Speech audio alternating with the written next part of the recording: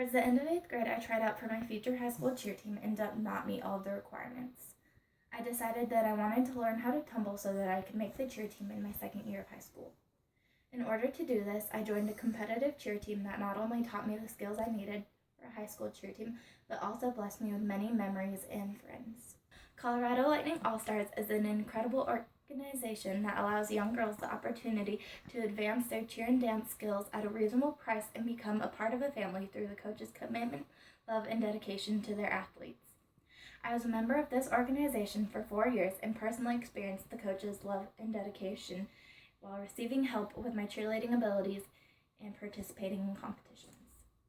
I want to tell you about CLA, an organization located in North Glen, because it allows girls of almost all ages to be part of multiple cheer and dance teams and perform their routines at competitions because of their affordable prices. In order to understand the goals of this organization, you must first understand the dangers of competitive cheerleading and what CLA does to prevent these injuries. Learn about the different teams of this organization and understand the family dynamic that the coaches create with all of their athletes. In an article about the dangers of competitive cheerleading, a study done by the National Center for Catastrophic Sport Injury Research found that between 1982 and 2007, 56% of catastrophic injuries to female athletes were related to cheerleading. The risk of injury is always a possibility due to the skills that are required for competitive cheerleading, but there are many ways to prevent these injuries. The U.S. All-Star Federation for Cheer and Dance updates their rules and guidelines for competitive teams every year in order to make competitive cheerleading as safe as possible. CLA follows all of the rules and guidelines required by the USASF and does many other things in order to keep their athletes safe.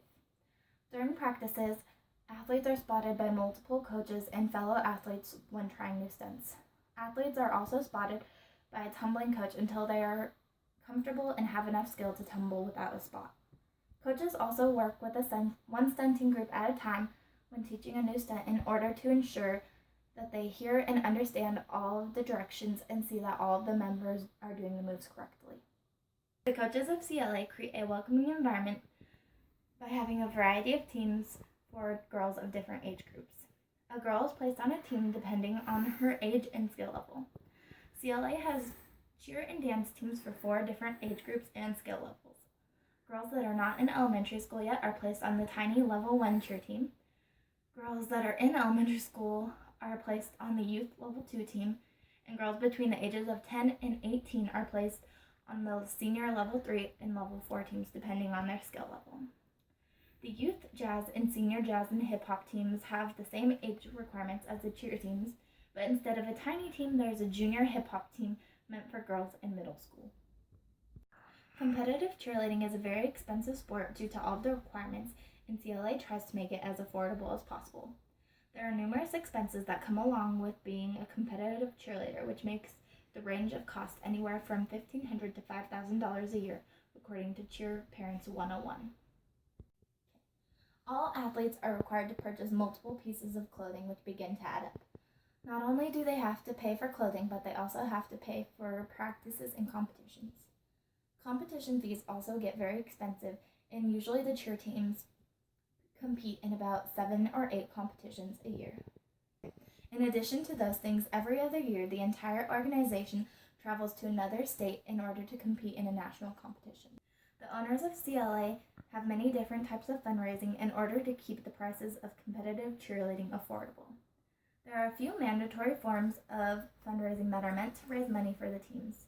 If an athlete does not wish to participate in these fundraisers, they have to buy out of them. There are also many types of fundraising that help raise money for the individual athlete. One of the most important things to the owners of CLA is their family dynamic. On their website, their slogan is even CLA, it's a family thing. The head coaches at CLA make a point to form a relationship with every athlete in their organization. Before practices, the coaches try to say hi and have a conversation with all of the athletes on the team. They also give a speech to recognize all of the graduating girls and award scholarships to 1 or 2 of their outstanding seniors at the last competition of the year. Athletes form a relationship not only with their coaches, but also with the fellow athletes on their team. The athletes on the senior forward cheer team also maintain their closeness by following a tradition of standing in a circle with their arms around each other and sharing their words of love and support in order to pep each other up before they step onto the competition mat. Not only do athletes see each other during practices and competitions, but they also have holiday parties for each of the age groups. According to the Colorado Lightning website, they strive to achieve trust, dedication, and commitment from themselves, all of the coaches, their athletes, and their supporters. The head coaches achieve these goals by making their organization as affordable as possible, focusing on safety, having multiple cheer and dance teams, and creating a family dynamic with all of their members. If you want to learn more about Colorado Lightning All-Stars, visit their website at clacheer.com. Join the competitive cheer family. It's worth it.